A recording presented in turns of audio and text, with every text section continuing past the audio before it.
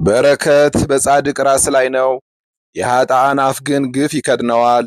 የጻድቅ መታሰቢያ ለበረከት ነው። መጽሐፈ ምሳሌ ምዕራፍ 10 ከቁጥር 7። በስመ አብ ወወልድ ወመንፈስ ቅዱስ አሃዱ አምላክ። አንድ አምላክ በሆነ በአብ በወልድ በመንፈስ ቅዱስ ስም ሐምሌ 8 በዚች ቀን በጎ ስም አጠራር ያለው የአባ መቃርስ ገዳምና የዓለም ሁሉ ኮከብ የሆነ ቅዱስ አባት አባ ብሶይ አረፈ። ይህም ቅዱስ ከግብፅ ሀገር ስሟ ስነስ ከምትባል ሀገር ነበረ። 7 ወንድሞችም ነበሩት። እናቱም የእግዚአብሔር መልአክ እግዚአብሔር ያገለግለኝ ዘንድ ከ7ቱ ልጆችሽ አንዱን ስጪ ብሎሻል እያለ እንደሚያነጋግራት ራእይን አየች። እርሷም ጌታዬ ሆይ የወደድከውን ውሰድ፣ ሁሉም ገንዘቦች ናቸውና አለችው። መልአኩም እጁን ዘርግቶ የብሶይን ራስ ይዞ ለእግዚአብሔር መልካም ሥራ የሚሰራ ይህ ልጅ ነው አለ። ይህም ብሶይ የከሳና ስጋው የኮሰሰ ነበረ። እናቱም ለዚያ መልአክ ይህ ብሶይ የከሳና ስጋው የኮሰሰ ነበርና እናቱም ለዚያ መልአክ ጌታዬ ሆይ እግዚአብሔርን የሚያገለግል ከእነዚህ አንዱን ጠንካራውን ውሰድ አለችው። መልአኩም እግዚአብሔር የመረጠው ይህ ነው አላት። ከዚያም በኋላ ከእርሷ ተሰወረ። ባደገም ጊዜ የምንኩስና ልብስን ሊለብስ ወደደ። ወደ አስቄጥስም ገዳም ሄደ። በአባ ባይሞይም ዘንድ መነኮሰ። እርሱም አባ ዮሐንስ አጽርን ያመነኮሰ ነው። ከዚያም በኋላ እጅግ ጽኑ የሆነ ተጋድሎን መጋደል ጀመረ። ምን ሳይቀምስ 40 ቀን እስከ መጨረሻው 3 ጊዜ ጾመ።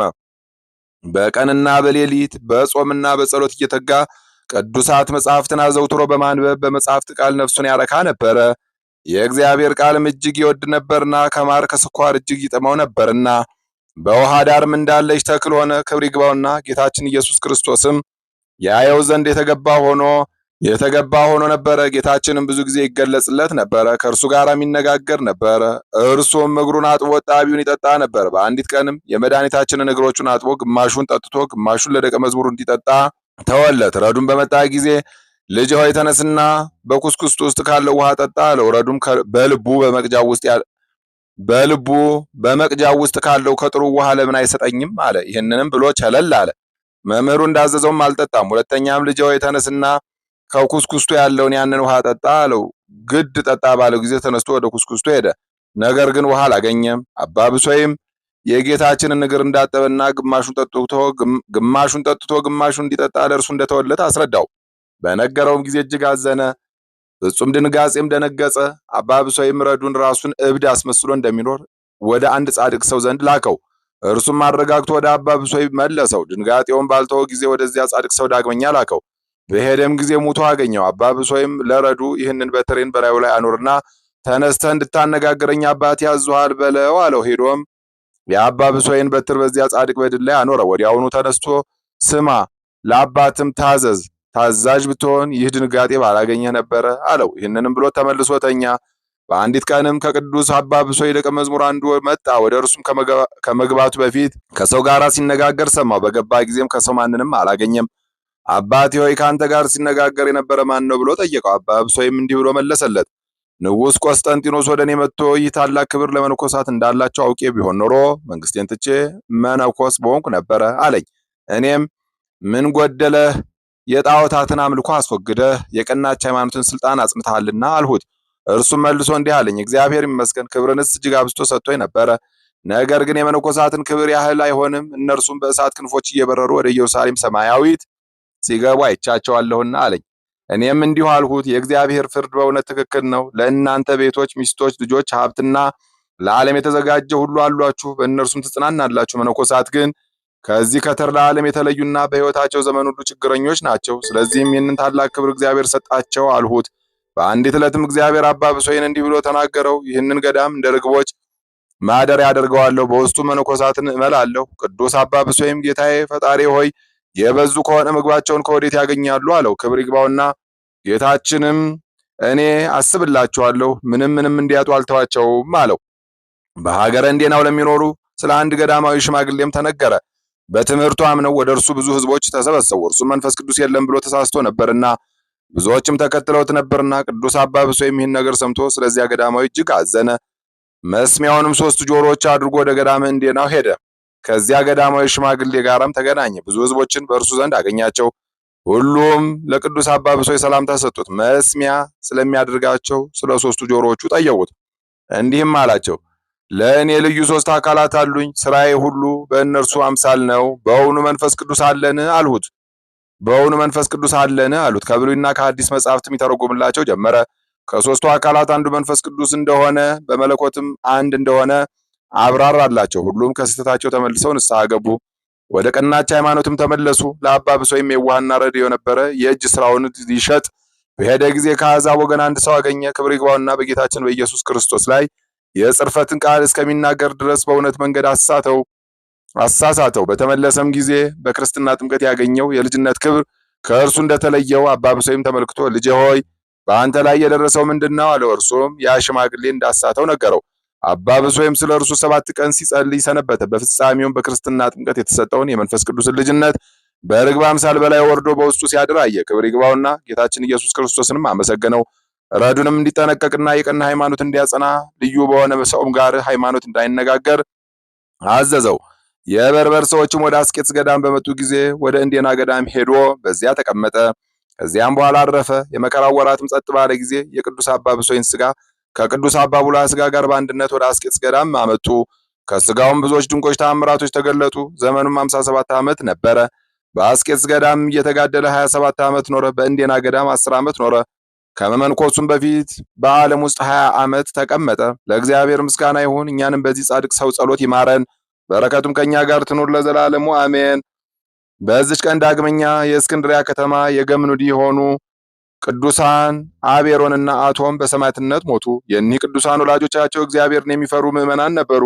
ብዙ ምጽዋትም ይሰጡ ነበረ። የአባታቸው ስም ዮሐንስ የእናታቸው ስም ማርያም ነበረ። አባታቸው ባረፈ ጊዜ የአቤሮን ዕድሜ 30 የአቶም ዕድሜ 27 ዓመት ነበረ። በቤተ ክርስቲያንም አገልግሎት የተጸመዱ ነበሩ፣ የሚራሩ ነበሩ። መጻተኞችን በፍቅር ይቀበሏቸው ነበረ። በትሩፋት ሁሉና በበጎ ሥራ ፍጹማን ነበሩ። ፈርማ በሚባል አገር ብዙ ሰዎች በሰማዕትነት በሞቱ ጊዜ እኒህ ቅዱሳን ገንዘባቸውን ይዘው ለንግድ ወደ ፈርማ ሄዱ። የንጉሥ ጭፍሮችም አገኟቸው። ከእርሳቸውም ጋር የሰማዕቱ የቅዱስ አንያኖስ ሥጋ ነበረ። ለጭፍሮችም ብዙ ገንዘብ ሰጥተው ከጭፍሮቹ እጅ ወደ ቤታቸው ወሰዷቸው። በከበረ ድንጋይ በተሰራ ሳጥን ውስጥም አኖሩት። በፊቱም ብዙ ጊዜ የሚበራ መብራትን አኖሩ። በስጋውም ታላላቅ ድንቆች ተአምራቶች ተገለጡ። በዚያን ጊዜ እኒህ ቅዱሳን ስለ ኃላፊው ዓለም ፍጻሜና በመንግስተ ሰማያትም ስላለው ዘላለማዊ የተድላ ደስታ ኑሮ አሰቡ። በዚያም በኋላ ተስማምተው ወደ እስክንድሪያ ከተማ ሄዱ። በመኮንኑ ፊትም ቁመው ክብር ይግባውና በጌታችን በኢየሱስ ክርስቶስ ታመኑ። መኮንኑም ከእሳት እንዲጨምሯቸውና ከላም ቆዳ በተሰራ ጅራፍ ደማቸው እስኪፈስ እንዲገርፏቸው አዘዘ። ዳግመኛ ስለታም ረጃጅም የሆኑ ችንካሮች ስጋቸውን ቸንክረው ከታች እሳትን አነደዱባቸው። ጌታችንም መልአኩን ልኮ ከእሳቱ አዳናቸው። እንደገናም በታላቅ ዛፍ ላይ ዘቅዝቀው ይሰቅሏቸው ዘንድ አዘዘ። በአፍንጫቸውም በአፋቸውም ብዙ ደም ወረደ። ጌታችን ፈጣሪያችንም ከመላእክቱ ጋር ወርዶ አዳናቸው። መኮንኑም በፊቱ በቆሙ ጊዜ ከጽናታቸው የተነሳ እጅግ አደነቀ። ከዚህም በኋላ ወደ ሀገረ ፈርማ ላካቸው። መኮንኑም ለአማልክት ዕጣን ጢሱ አላቸው። እምቢ ባሉትም ጊዜ በኮምጣጤና ከሙጫ ጋር ጨው ደባልቆ አፍልቶ በአፋቸውና በአፍንጫቸው ጨመረ። እነርሱም ይህንን ሁሉ ስቃይ ታገሱ። ከዚህም በኋላ በብረት አልጋ ላይ አስተኝተው ከታች እሳት አነደዱባቸው። የእጆቻቸውና የእግሮቻቸውን ጥፍሮችን አወለቁ። በብረት በትሮችም አጽንተው መቷቸው። የእጆቻቸውንና የእግሮቻቸውን ጥፍሮችም አወለቁ። በብረት በትሮችም አጽንተው መቷቸው። በዚያን ጊዜም የመኮንኑ ሚስት ሞተች። እርሱም ደንግጦ ይቅር እንደሚሉት ሚስቱንም እንዲያስነሱለት ቅዱሳኑን ለመናቸው።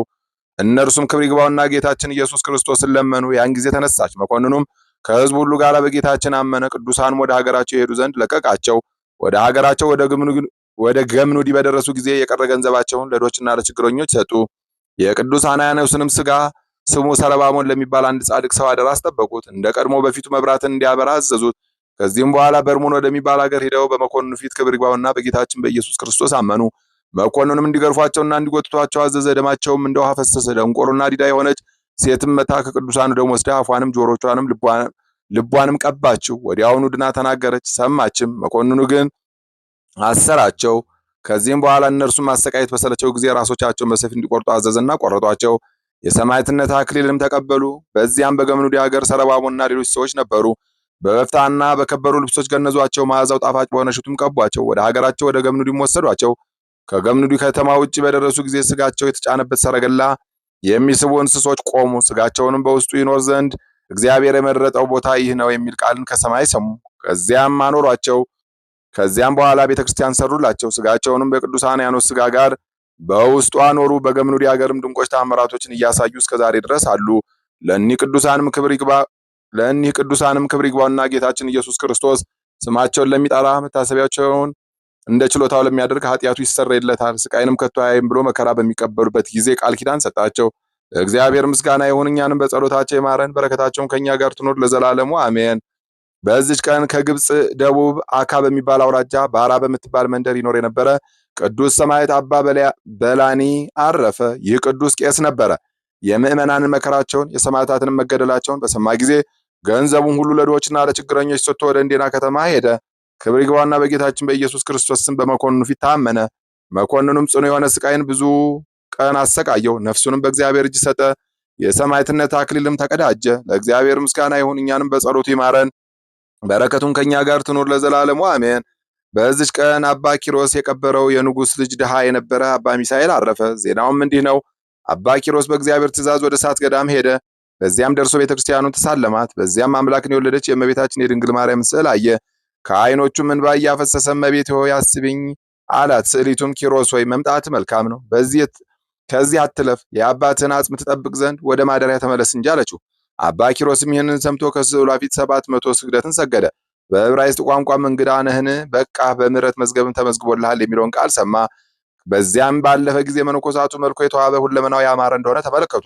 እርስ በርሳቸው እንዲህ ተባባሉ፣ ይህ መነኩሴ ከመንግስት ከተማ ከውጭ ሀገር የመጣ ነው። ሰውነቱ በጾምና በጸሎት አልጠወለገምና እጅግም ነቀፉት፣ አልተቀበሉትም። ነገር ግን ወደ ሌላ ወደሚንቁት ቦታ ሰደዱት። በዚያም መስፈርስ በሚባል ሕማም ለብዙ ጊዜ የታመመና በምድር ላይ የተጣለ ድሃ ሰው አገኘ። በራስጌውም የመላእክት አለቃ ቅዱስ ሚካኤልን፣ በግርጌው ቅዱስ ገብርኤልን፣ በቀኙ ሩፋኤልን፣ በግራው ሰዳክያልን አየ። እነርሱም በክንፋቸው ጋርደውት ነበረ። ከሰውም ያለ እርሱ ያያቸው አልነበረም። በገዳዮቹ ፊትም ሞትን የማይፈራ ጎበዝ እንዴት ነህ ብለው ሰላምታ ሰጡት። አባ ኪሮስም አደነቀ። በልዕልናው ነዋሪዎች ሆይ ከዚህ ለምን ተቀመጣችሁ አላቸው። ይህንን ድሃ እንድንጠብቀው ከእግዚአብሔር ታዘናል አሉት። አባ ኪሮስም እስከ መቼ ነው አላቸው። ከዚህ ድካም እስከሚያርፍ ድረስ ነው አሉት። ከዚህም በኋላ ወደ ታመመው ድሃ ተመልሶ በዚያ ቦታ ከኖር ምን ያህል ዘመን ነው አለው። በሽተኛውም 65 ዓመት አለው። ሁለተኛም ከታመምክ ስንት ዓመት ነው አለው። 20 ዓመት ነው ብሎ መለሰ። አበምኔቱም የገዳሙ መነኮሳት ይጎበኙሃልን ብሎ ጠየቀው። በሽተኛውም አባቴ ሆይ የለም አይጎበኙኝም፣ ፊታቸውንም ካየሁ 15 ዓመት ሆኖናል ብሎ መለሰለት። ፊታቸውንም ካየሁ 15 ዓመት ይሆናል ብሎ መለሰለት። አባ ኪሮስ ምን ንገረኝ፣ አባት ማን ነው? እናት ማን ናት አለው። በሽተኛውም እንዲህ ብሎ መለሰ። አባቴ የኬልቄዶን ንጉሥ፣ እናቴ የራህራህ ንጉሥ ልጅ ናት። አባቴ ኪሮስ ሆይ እውነት እልሃለሁ በአባቴ ቤት ያሉ ሰዎች ወርቁን፣ ብሩን፣ ቀጭኑን ልብስ በእግሮቻቸው ይረግጧቸዋል። አባ ኪሮስም ወደዚያ ገዳም ማን አደረሰህ አለው። ድውዩም እንዳንተ ያሉ 2 ሰዎች ወደ አባቴ ቤት መጥተው በዚያ አደሩ። እኩለ ሌሊትም ሲሆን ፊቱ ብሩህ የሆነ ሰውም ወደ እኔ መጣ። ሚሳኤል ብሎ ጠርቶ ሲነጋ ተነስቶ ከእነርሱ ቅዱሳን ጋር ሂድ አለኝ። በእንዲህ ያለ ስራ ወጥቼ ወደዚህ ቦታ ደረስኩ። ምንም በጎ ስራ ሳልሰራ እነርሱ ሆን። አባ ኪሮስም እኔ አጽናናለሁና ወንድሜ ሆይ ስማ። ስሙ በብኑዳ የሚባል አንድ እጅግ ድሃ የሆነ በበረሃ የሚኖር መነኮስ ነበረ። የበጎ ስራ ጠላት ሰይጣን ወደ እርሱ መጥቶ አሳተው። እግዚአብሔርም ሥጋውን ለአንበሳና ለሰማይ ወፎች ሰጠ። እርሱም በወገኖቹ በከበረ ከሮም ንጉሥ በታች የሚገዛ የኬፋዝ ንጉሥ ልጅ ነበረ። ሁለተኛም እነግርሃለሁ የሮሜ ንጉሥ ልጅ የሆነ አንድ ድሃ ነበረ። እርሱም ከበትር ብቻ በቀር በአባቱ ቤት ምንም ሳይዝ በቀጥታ ወጣ። ያንን ሰውዬ እኔ እጅግ አውቀዋለሁ። ከገዳም ወደ ገዳም ከተራራ ወደ ተራራ ይዞር ነበረ። ሞቱንም አላስተዋልኩም፣ ሕይወቱንም አላወኩም። ዳግመኛም አንድ የንጉሥ ልጅ ድሃ ነበረ። እርሱም በሰንበታት እንጂ በሌላ ቀን ምንም ሳይቀምስ ማቅ ለብሶ በቀንና በሌሊት ለጸሎት ይተጋ ነበረ። በእንዲህ ያለ ስራውም ኑሮ አረፈ። የብርሃን መላእክትም ነፍሱን ወስደው በመንግስተ ሰማያት አኖሯት። አሁንም ወንድሜ የምነግርህን ስማ። የፈጣሪ እግዚአብሔርን ተግሳጽ አታድንቅ፣ የወደደውን ይገስጻልና። ያን በሽተኛ ድሃ መነኮስ እውነት ነው ለእኔ ይገባኛል፣ ስለ ኃጢአቴም ይህንን ተቀበልኩ ብሎ መለሰ። ይህንንም ብሎ ዝም አለ። በዚያችም ሰዓት ያን በሽተኛ በሞት ያሰናብተው ዘንድ አባ ኪሮስ ወደ እግዚአብሔር ጸለየ። ክብር ይግባውና ጌታችን ኢየሱስ ክርስቶስን በድንገት መጣ። እልፍ አእላፋት መላእክት በዙሪያው ሆነው ከእነርሱ ጋር ነበሩ። ለጻድቃንም ሞገሳቸው ንጉሳቸው የሆነ አምላካችንን እናመስግነው፣ ለችግረኞች ተስፋ የሆነ አምላካችንን እናመስግነው እያሉ ይዘምሩ ነበረ። በዚህ ዓለም በገድል የደከሙ በእርሱ ደስ ይላቸዋል። አባ ኪሮስን ባየ ጊዜ በምድር ላይ ሰግዶ ጌታዬ ፈጣሪ ሆይ ወደዚህ ምን አመጣህ አለ። ጌታችንም ስለ ጠራሃኝ መጣሁ አለው። አባ ኪሮስም አባ ኪሮስም ይህ ሰው ጻር በዝቶበታል፣ ያርፍ ዘንድ አሰናብተው አለው። ጌታችንም ምን ያህል እንደምወድህ የመላእክት ሰራዊት ያዩና ያውቁ ዘንድ ይችን የገነት ተክል አበባ ከእጅ ወስደህ በዚያ በሽተኛ በፊቱ ላይ ጣለው አለው። አባ ኪሮስም ያንን የገነት ተክል አበባ ከጌታችን እጅ ተቀብሎ በበሽተኛው ፊት ላይ አኖረው። በበሽተኛው ፊት ላይ አኖረ። ያን ጊዜ ነፍሱ ያለ ጻር በፍጥነት ወጣች። መድኃኒታችንም ተቀብሎ ሳማት፣ ከእርሱም ጋር በብርሃን ሰረገላ ውስጥ አስቀመጣት። አውጥቶም በሰማያዊ ክብር አኖራት። አባ ኪሮስም እያደነቀ አለቀሰ። ከዚያ በኋላ ወደ አበምኔቱ ሂዶ እነሆ ያ ድሃ ስላረፈ መቃብር ቆፍሮ የቀብሩት ዘንድ ከመነኮሳቱ እዘዝ አለው። አበምኔቱም ምን ግዴታ አለብኝ አለው። አባ ኪሮስም ትኩር ብሎ ተመለከተውና ይህ የሰይጣን ስራ እንጂ የሰው ስራ አይደለም አለው። ስላስጨነቀውም 7 መነኮሳትን አዘዘለት። እነርሱም አጥንታቸውን ይዘው ተነሱ። አባ ኪሮስም የሚያጥኑት አሉና የረከሱ አጥንቶቻቸውን አስወግዱ፣ ከቦታቸውም ተዋቸው፣ ነገር ግን ቅበሩታ ብሎ አማላቸው። ያን ጊዜ 4ቱ የመላእክት አለቆችም ስጋውን በከርቤና በሚያ አጠኑ። መዓዛው ያንን በዓት መላው። እነዚያ መነኮሳት የሚያሸተን ምንድነው? ይህ መነኮስ ስራዬን ያውቅ ይሆን ተባባሉ። ከዚያ በኋላ ስጋውን ወስደው በዚያ ገዳም በእንግዳ መቃብር ቀበሩት። ከመቃብሩም ጥሩ ውሃ ፈልቆ ለበሽተኞች ፈውስ ሆነ። ለእግዚአብሔር ምስጋና ይሁን፣ እኛንም በዚህ ጻድቅ ጸሎት ይማረን፣ በረከቱም ከኛ ጋር ትኑር ለዘላለሙ አሜን። በዚህች ዕለት በላይኛው ግብጽ ከብህንሳ ከተማ አባ ቢማ በሰማዕትነት ሞተ። ይህ ሰው ባለጸጋና በጎ ስራ የሚሰራ ድሆችን የሚወድ በሀገር ላይ የተሾመ ነበረ። በአንዲት ዕለትም ክብር ይግባውና ጌታችን ኢየሱስ ክርስቶስን በራእይ ፊቱ ከፀሐይ ብርሃን እጅግ እያበራ አየው። እንዲህም አለው፣ ሰላምታ ላንተ ይሁን። ወደ መኮንንም ሄደህ በስሜ ታመን፣ እኔ የክብርን አክሊል አዘጋጅልሃለሁና። ከእንቅልፉም በነቃ ጊዜ ተነስቶ ገንዘቡን ለድሆች ለችግረኞች ሰጠ። ከዚያም በኋላ ጸሎት አድርጎ ከቤቱ ወጣ። ሉቂያኖስ ወደሚባል መኮንንም ሂዶ በፊቱ ቆሞ ክብር ይግባውና በጌታችን በኢየሱስ ክርስቶስ ታመነ። መኮንኑም ባየው ጊዜ ሹም እንደሆነ አውቆ ከእርሱ ንዋየ ቅድሳትን ፈለገ። ዳግመኛም ለአማልክት እንዲሰዋ ፈለገ። ቅዱስም እንዲህ ብሎ መለሰለት፣ ስለ ንዋየ ቅድሳቱም ከእኔ ልትሻ አይገባህም። የረከሱ አማልክትን ስለማመልክ ትእዛዝን አልሰማም። እኔ ሰማይና ምድርን በውስጣቸው ያለውን ሁሉ የፈጠረ የሕያው እግዚአብሔር ልጅ። መኮንኑም ባየው ጊዜ ሹም እንደሆነ አውቆ ከእርሱ ንዋየ ቅድሳትን ፈለገ። ዳግመኛም ለአማልክት እንዲሰዋ ፈለገ። ቅዱስም እንዲህ ብሎ መለሰለት፣ ስለ ንዋየ ቅድሳት ከእኔ ልትሻ አይገባህም። የረከሱ አማልክትም ስለማመልክ ትእዛዝህን አልሰማም። እኔ ሰማይና ምድርን በውስጣቸው ያለውን ሁሉ የፈጠረ የሕያው እግዚአብሔር ልጅ ጌታ ኢየሱስ ክርስቶስን አመልከዋለሁና። መኮንኑም ይህን በሰማ ጊዜ ተቆጥቶ ምላሱን ይቆርጡ ዘንድ አዘዘ። ጌታችንም እንደ ቀድሞ ምላሱን መለሰለት። ከዚያም በኋላ በማበራያ ውስጥ አበራዩት። በብረት አልጋ ላይም ቸንክረው ከበታቹ እሳት አነደዱ። እግዚአብሔርም አዳነው፣ ያለ ጉዳትም አስነሳው። ከዚያም በኋላ ወደ እስክንድሪያ ከተማ ላከው። ክብር ይግባውና ጌታችንም ተገልጾለት አጽናናው። ከዚህም በኋላ በወህኒ ቤት ጨመሩት። በዚያም ታምራትን አደረገ። ጋኔን ያደረበት የአቅፋሐስ ሀገር ሰው የዩልያኖስ እህት ነበረች። ቅዱስ ቢማም ያንን ጋኔን ከእርሷ አወጣውና አሳደደው። ዜናውን በሀገር ውስጥ በተሰማ ጊዜ ክብር ይግባውና በጌታችን በኢየሱስ ክርስቶስ አመኑ። መኮንኑም በሰማ ጊዜ እጅግ ተቆጥቶ በየአይነቱ በሆነ ስቃይ አሰቃየው። በመንኮራኩሩም የእጆቹንና የእግሮቹን ጥፍሮች አወለቁ። በእሳት ባጋሉትም በብረት ሰንሰለት አስረው ጎተቱት። በውሽባ ቤት ማንደጃ ውስጥም ጣሉት። ከዚያም ጌታችን አዳነው። ከዚያም በኋላ በአንገቱ ታላቅ ድንጋይ አንጠልጥለው በባህር ውስጥ ጣሉት። አሁንም ጌታችን አዳነው። ሁለተኛም በእሳት ጨመሩት። ከዚያም ጌታችን አዳነው። ከእሳቱ መካከልም እየጸለየ ቆመ። መኮንኑም አሰቃዩት በሰለቸው ጊዜ ወደ ላይኛው ግብጽ ሰደደው። በዚያም ያሰቃዩት ጀመሩ። ዘግዝቀውም ሰቀሉት። ከዚያም በኋላ በብረት ምጣድ ውስጥ ጨምረው በላዩ እሳትን አነደዱበት። ጌታችንም ተገለጠለትና ከእሳቱ አዳነው። ከዚህም በኋላ ጌታችን ስሙን ለሚጠራ መታሰቢያውን ለሚያደርግ ገድሉ ለሚጽፍ በስሙ ምጽዋትን ለሚያደርግ ሁሉ የዘላለም ሕይወትን ያድርግ ዘንድ ቃል ኪዳን ሰጠው። መኮንኑም ከማሰቃየቱ የተነሳ በደከመ ጊዜ ራሱን በሰይፍ ይቆርጡ ዘንድ አዘዘ። የሰማዕትነት አክሊልን በመንግስተ ሰማያት ተቀበለ። የአቅፋሐስ ከተማ ሹም የሆነ የዩልዮስ ባሮች ስጋውን አንስተው ወደ ሀገር ወስደው እስከ ስደቱ ዘመን ፍጻሜ ድረስ በመልካም ቦታ አኖሩት። ከዚያም በኋላ መልካም የሆነች ቤተክርስቲያን ገዳም ሰሩለት። ስጋውን በውስጡ አኖሩ። ከእርሱም ታላላቅ ድንቅ ታምራቶች ተገለጡ። በሽተኞችም ሁሉ ይፈወሱ ነበረ። ለእግዚአብሔር ምስጋና ይሁን፣ እኛንም በዚህ ሰማዕት ጸሎት ይማረን፣ በረከቱም ከኛ ጋር ትኑር ለዘላለሙ አሜን። በዚህች ዕለት በምዕራባዊ በረሃ የሚኖር ታላቅ ክቡር አባት የሆነ የአባ ኪሮስ የዕረፍቱ መታሰቢያ ሆነ።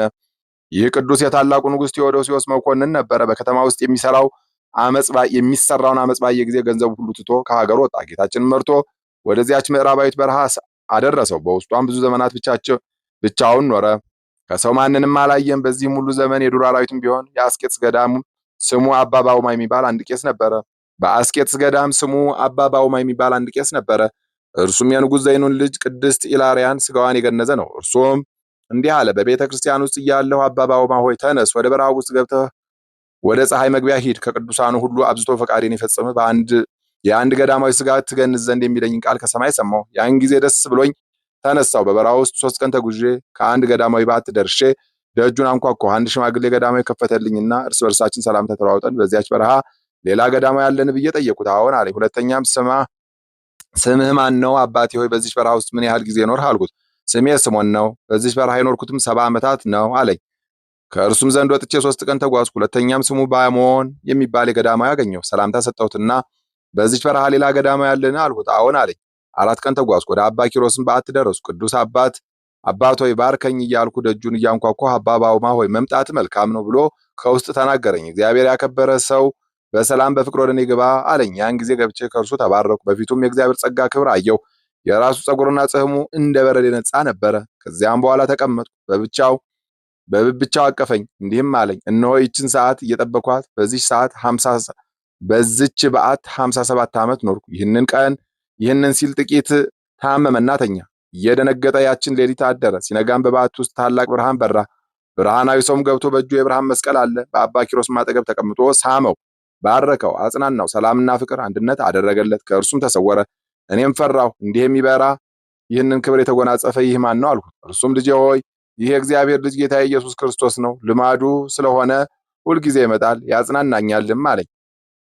በቀዳሚ ሰንበት ዕለትም 9 ሰዓት በሆነ ጊዜ እስከ ሰማይ የሚደርስ ታላቅ ጩኸትን ሰማሁ። ከጩኸታቸው ኃይል የተነሳ ምድር ተናወጸች። እኔም ይህን የሰማሁት ጩኸት ምንድን ነው ብዬ ጠየቅኩት። እርሱም ልጅ ሆይ ይህ በሲኦል የሚኖሩ የኃጥአን ጩኸት ነው። ስለ ቅድስት ትንሣኤ የእሁድ ፀሐይ እስክትጠልቅ ድረስ እግዚአብሔር ያሳርፋቸዋልና ስለዚህም እግዚአብሔርን ያመሰግኑታል አለኝ።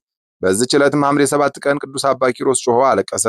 ዛሬ በግብፅ ሀገር ታላቅ ምሰሶ ወደቀ። ይኸውም የገዳማውያን አለቃ ቅዱስ አባ ሲኖዳ ነው አለ። ከዚያ በኋላ ከደዌ ጽናት የተነሳ ሁሉ ሌሊት እጅግ ደነገጠ። በበዓቱ ውስጥም እነሆ ታላቅ ብርሃን በራ። ክብር ይግባውና ጌታችን ኢየሱስ ክርስቶስም ገብቶ በአባ ኪሮስ ራስ አጠገብ ተቀመጠ። አባ ኪሮስም መድኃኒታችንን ጌታዬ ሆይ ይህንን ሰው ባርከው አለው። መድኃኒታችንም የመረጥኩ አባ ባውማ ሆይ ጽና፣ አትፍራ፣ ሰላሜ በረከቴ ከአንተ ጋር ይኑር። አሁንም ታማኝ አገልጋይ የሆነ የዚህ ቅዱስ ኪሮስ ያየኸውንና የሰማኸውን ወደፊትም ዳግመኛ የምታየውን የምትሰማውን ገድሉን ጻፍ አለኝ። ከዚህም በኋላ መድኃኒታችን አባ ኪሮስን እንዲህ አለው፣ እነሆ አንተ ትሞታለህና አትዘን። ሞትህ ሞት አይደለም የዘላለም ሕይወት ነው እንጂ። የገድልህን መጽሐፍ የሚጽፈውን ወይም የሚያነበውን የሚሰማውን ሁሉ በምድር መታሰቢያህን የሚያደርገውን ሁሉ በደብረ ጽዮን በሚደረገው የ1000 ዓመት በዓል ምሳ ከእኔ ጋር ይቀመጥ ዘንድ አድርገዋለሁ። ከቅዱሳኖች ጋር እቆጥረዋለሁ። የኃጢአቱን መጽሐፍ ቀድጄ ስሙን በሕይወት መጽሐፍ እጽፋለሁ። ለመሥዋዕት የሚገባውን ዕጣኑን፣ ወይኑን፣ መብራቱን መባ አድርጎ ለሚሰጥ በስም ለድሆች ለችግረኞች ምጽዋት የሚያደርግ ዓይን ያላየውን ጆሮ ያልሰማውን በሰው ልቦና ያልታሰበውን በጎ ዋጋ እኔ እጥፍ አድርጌ እሰጠዋለሁ። በበኩር ቤተክርስቲያንም ሥጋዬንም ደሜንም አቀብላቸዋለሁ። በዚህም ዓለም ቤታቸውን እባርካለሁ፣ ልጆቻቸውን አሳድጋለሁ። ከበጎ ነገር ሁሉ ምንም አያጡም። አሁንም ከዚህ የዓለም ድካም ወደ ዕረፍት የዘላለም ተድላ ደስታ ወዳለበት ወደ ብርሃን ቦታ ወስድ ዘንድ ጊዜው ደረሰ። መድኃኒታችን ይህን ሲናገር እነሆ ነቢዩና ዘማሪው ዳዊት መጣ። መሰንቆም ከእርሱ ጋር ነበረች። ይህች ዕለትም በእርሷ ፈጽሞ ሐሴት እናድርግ ዘንድ እግዚአብሔር የሠራት ናት እያለ አመሰገነባት። መድኃኒታችንም አባ ኪሮስን እነሆ ዘማሪው ዳዊት መጥቷልና ይዘምርልህ ዘንድ የምትሻውን ንገር አለው። ዳዊትም ቅዱስ አባ ኪሮስን በየትኛው አውታር እንዲዘምርልህ ትሻለህ? ደግሞስ በየትኛው ዜማ፣ በየትኛው ስልት፣ በመጀመሪያው ነው ወይስ በሁለተኛው ወይስ በሶስተኛው አለው። ቅዱስ አባ ኪሮስም በ10ሩም አውታር በየስልታቸው በየዜማው ልሰማሽ አለው አለው። ያን ጊዜ ዳዊት መሰንቆን አዘጋጅቶ የጻድቅ ሞቱ በእግዚአብሔር ፊት የከበረ ነው አለ። ዳግመኛም ጎለመስሁ አረጀሁም የሚወድቅ ጻድቅን አላየሁም አለ። ዳዊትም ድምፁን አሳምሮ ዘመረ፣ መሰንቆን በስልት መታት። ያን ጊዜ ቅዱስ አባ ኪሮስ ነፍሱ ወጣች። መድኃኒታችንም ተቀብሎ ሳማት፣ ለመላእክት አለቃ ለሚካኤል ሰጣት። እኔ አባ ባውማ የቅዱስ አባ ኪሮስን ሥጋውን ቀበርኩ። ከበዓቱም በወጣሁ ጊዜ በበረሃ በሰማይ ሰራዊት ተመልቶ አየሁ። መድኃኒታችንም የቅዱስ አባ ኪሮስ ሥጋው ባለበት በዓት ላይ መስቀሉን አኑሮ ዘጋት። ከዚያም በኋላ መድኃኒታችን ለእኔ ሰላምታ ሰጥቶኝ መላእክትና የመላእክት አለቆች በፊቱ እያመሰገኑ እየዘመሩ በታላቅ ክብር አረገ። የቅዱስ አባ ኪሮስ ነፍስ ከመድኃኒታችን ጋር እንደዚህ አሳረጓት። እርሷም በተሰጣት ክብር ደስ እያላት አረገች። እኔም አባ ባውማ በዚያች ቦታ ብቻዬን ቀረሁ። ተመልሼም ወደ አባ አሞን በዓት ደረስኩ። ከዚያም የ3 ቀን መንገድ ተጉዤ ወደ አባ ስምዖን በዓት ደረስኩ። በዚያም 3 ቀን ተጉዤ ወደ ቦታዬ አስቄጥስ ገዳም ደረስኩ። ለመነኮሳት ሁሉ ያየሁትን የሰማሁትን ሁሉ የቅዱስ አባ ኪሮስን ገድሉን ስለ አባ ሲኖዳ ዕረፍትም ትንቢት እንደተናገረ ነገርኳቸው። መነኮሳቱም ሰምተው እጅግ አደነቁ፣ የተመሰገነ እግዚአብሔርን አመሰገኑት። እኔ አባ ባውማም የቅዱስ አባ ኪሮስን ገድሉን ጽፌ ለሚያነበውና ለሚሰማ ሁሉ መጽናኛ ይሆን ዘንድ ወደ አብያተ ክርስቲያናት ሁሉና ወደ ገዳማቱ ላኩ። ለእግዚአብሔር ምስጋና ይሁን፣ እኛንም በዚህ ጻድቅ ጸሎት ይማረን፣ በረከቱም ከኛ ጋር ትኑር ለዘላለሙ አሜን። በዚህች ዕለት ቁጥራቸው 15 የሆኑ ከአባ ኖብ ጋራ በሰማዕትነት የሞቱ መታሰቢያቸው ነው። በረከታቸው ከኛ ጋር ትኖር ለዘላለሙ አሜን። አንድ አምላክ በሚሆን በአብ በወልድ በመንፈስ ቅዱስ ስም ሐምሌ 9 በዚህች ዕለት የአምስቱ አህጉር ኤጲስቆጶሳት ቅዱስ ቴዎድሮስ በሰማዕትነት አረፈ። ምስጋና ይሁን ለአብ ለወልድ ለመንፈስ ቅዱስ አንድ አምላክ በሚሆን ዛሬም ዘወትርም ለዘላለሙ አሜን። በሐምሌ 8 ቀን የሚከበሩ ዓመታዊ የቅዱሳን በዓላት አቡነ ኪሮስ ጻድቅ አረጋዊና ገዳማዊ፣ አባ ብሶይ ጻድቅ ኮከበ ገዳም፣ አባ ሚሳኤል ነዳይ ጻድቅ፣ አባ ቢማ ሰማዕት፣ አባ በላኒ ሰማዕት፣ ቅዱሳን አቤሮንና አቶም ሰማዕታት። ወርኃዊ በዓላት ቅዱስ ሙሴ ሊቀ ነቢያት፣ ኪሩቤል አርባዕቱ እንስሳት፣ አባ ሳሙኤል ዘደብረ ቀልሞን፣ ቅዱስ ማትያስ ሐዋርያ ከ12ቱ ሐዋርያት አንዱ። እግዚአብሔር ፍርድን ይወዳልና ቅዱሳኑንም አይጥላቸውምና ለዘላለም ይጠብቃቸዋል። ጻድቃን ምድርን ይወርሳሉ፣ በእርሷም ለዘላለም ይኖራሉ። የጻድቅ አፍ ጥበብን ያስተምራል፣ አንደበቱን ፍርድን ይናገራል። የአምላኩ ሕግ በልቡ ውስጥ ነው፣ በእርምጃውም አይሰናከልም። መዝሙረ ዳዊት መዝሙር 36 ከቁጥር 28 እስከ 31። የሰማነውን በልቦናችን ያሳድርብን። ከቅዱሳን አባቶቻችን ከቅዱሳት እናቶቻችን በረከት ረድኤት ያሳትፈን። ይቅርታውን ቸርነቱን ያርቅብን። ጸሎታችንን ልመናችንን ይቀበለን። ወርኃ ክረምቱን በሰላም እንዳስጀመረ በሰላም አስፈጽሞ ለብርሃነ መስቀሉ በሰላም ያድርሰን። ዝናመ ምሕረቱን እክለ በረከቱን ያድለን። አሜን። አቡነ ዘበሰማያት ይትቀደስ ስምከ ትምጻእ መንግሥትከ ወይኩን ፈቃድከ ኢየሱስ ክርስቶስ ከመ ይስራይ ለነ ኃጣውኢነ ተማኅፀነ ብከ ኃይለ እግዚአብሔር አብይ ኦ እግዚእ ኢየሱስ ክርስቶስ ስራይ ኃጢአቴ ወኃጢአተ ኩሉ ሕዝብከ ማሰራ ኃጢአት እግዚአብሔር ይፍታ። እግዚአብሔር ይባርክ። ሰላም ያሳደረ ሰላም ያውለን። ሰላም ያዋለ ሰላም ያሳድረን። ይቆየን።